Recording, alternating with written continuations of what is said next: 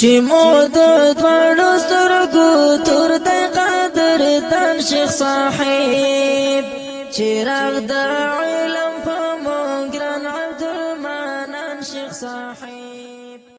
اصل خبره دا چې الحمدلله قربانی یو عمل دی او دا عمل دا به د نبی علیہ السلام په طریقه باندې کېدی شي ځکه دارالمدار د اعمالو دا په اتباع باندې دی ابتداع باندې نه دی. نو موږ او تاسې به د اتباع د الله د نبي ډېر خیال ساتو. دا مسله چې د مړي نه قرباني کول د دې څه حکم دی؟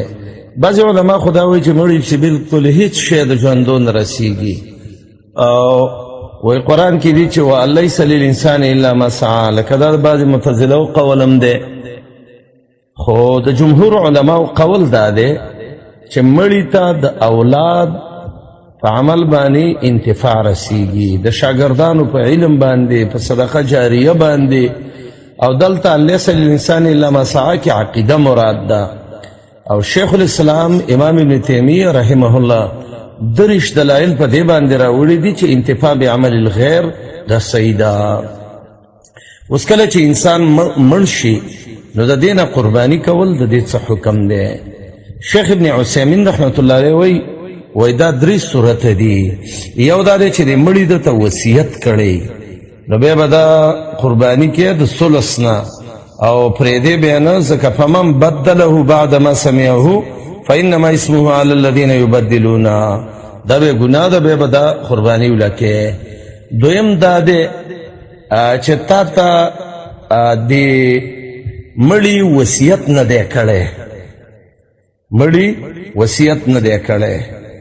نو چې کله مړي وصیت ونه کړه دته نو دا به د مړي نه یو تبرع ده او د مړي د طرف نه د مړي ته یو صدقه ده. نو حکم یې داسې د عامې قربانۍ نه دی لکه بعضې خلک وایي چې دی بیا د عامې قربانۍ حکم دی. نه، د قربانۍ عمره ثواب ورته بیا نه میلاویږي، خو البته یو خیرات او یو صدقه ده دغه نه د مړي د طرف نه. نو وایي دغه بلکل بیا کیدی شي. نو یو دا دی چې وایي مړي وصیت کړی او دویم دا دی چې د مړي د طرف نه تبرع وکړي، نو دا وایي عامه یوه صدقه ده.